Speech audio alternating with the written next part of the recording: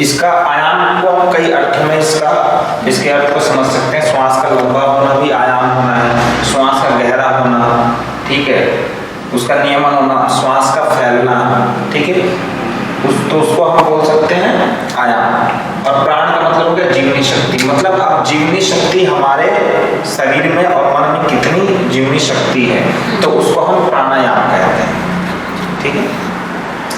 अब ये जो प्राणात्मक ऊर्जा, दिव्य ऊर्जा प्रदान होगी, मिलती रहेगी।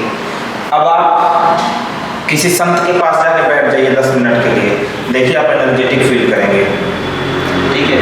लोग दर्शन करने जाते हैं कि इन संत के दर्शन करके आएंगे, उन संत के दर्शन करके आएंगे, तो वहां से क्या मिलता है? प्राण तत्व मिलता है, ठीक है। तो वहां से भी आपको प्राण तत्व मिलेगा। और आगे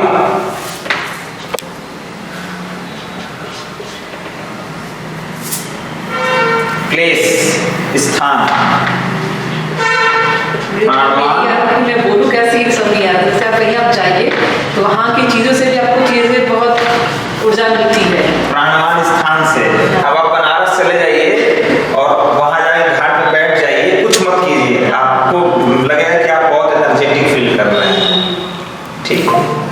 तो प्राणवान स्थान से भी आपको प्राण मिलता है। मंदिर में जाइए, मंदिर में जाके थोड़ी देर बैठ जाइए, कुछ पूजा पाठ मत कीजिए, सिर्फ बैठ जाइए, आप ऊर्जावान महसूस करेंगे अपने आप को, ठीक है। तो प्राणवान स्थान से भी आपको प्राण तत्व मिलता है।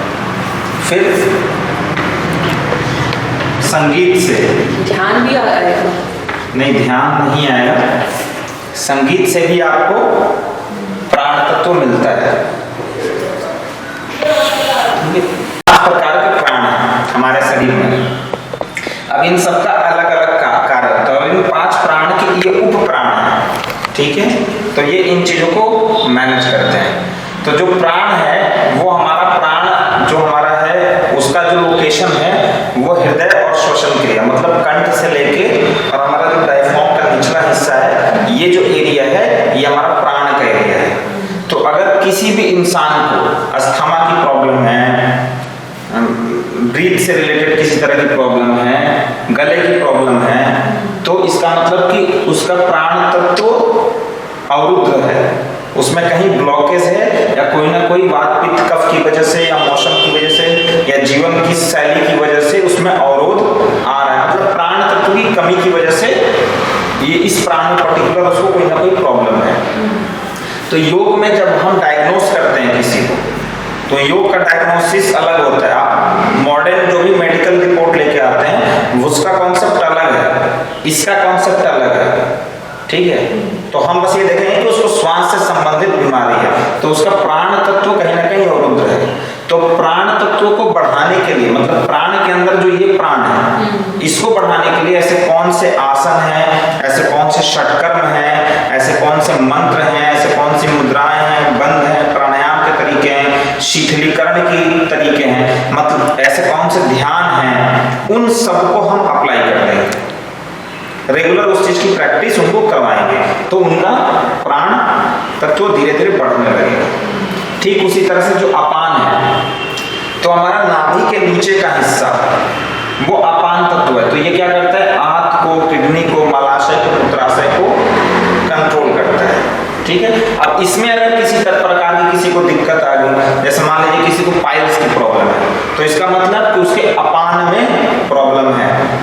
तो अपान वायु को ठीक करने के लिए, अपान प्राण को ठीक करने के लिए योग में ऐसी कौन कौन सी विधियां हैं जिनसे अपान वायु सही होता है, तो वो चीजें हम उनको करवाएंगे।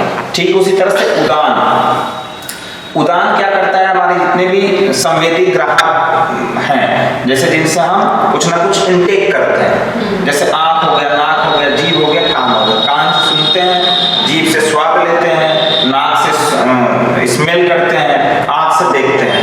तो ये उदान प्राण जो है वो इनको मैनेज करता है। तो अगर किसी को आंख, नाक, जीभ, कान से प्रॉब्लम होगी, इसका मतलब उसका उदान बिगड़ा हुआ है।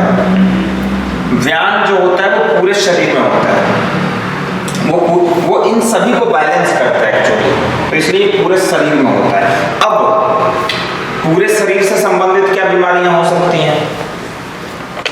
तो जैसे मान लीजिए किसी को पूरे शरीर में स्टीफनेस रहती है, किसी का पूरा शरीर जो है वो बहुत वेट जिसका बढ़ा हुआ है, तो वेट सिर्फ पर्टिकुलर एक जगह थोड़ी ना बढ़ता है, वो पूरे शरीर में बढ़ता है। तो इस तरह से जिसका जो ओवरवेट है, इसका मतलब उसका व्यायाम, उसका पूरा ही संपूर्ण शरीर ही खराब है, तो उस पूरे शरीर को ठीक करना पड़ेगा, तो उसके लिए तो सारी चीजें करनी पड़ेंगी। ठीक उसी तरह से समान ये पाचन तंत्र को नाभि के ऊपर का हिस्सा और डायफ्राम है वो ऊपरी हिस्सा बताया गया है। प्राण तत्व क्या कह रहा है? प्राण भी तो यही कह रहा है। तो इसका मतलब कि अगर किसी को कंसंट्रेशन, एंजाइटी, स्ट्रेस और इस तरह की प्रॉब्लम है और उसको हम सिंगर्जनासन कराते हैं तो उसको लाभ होगा।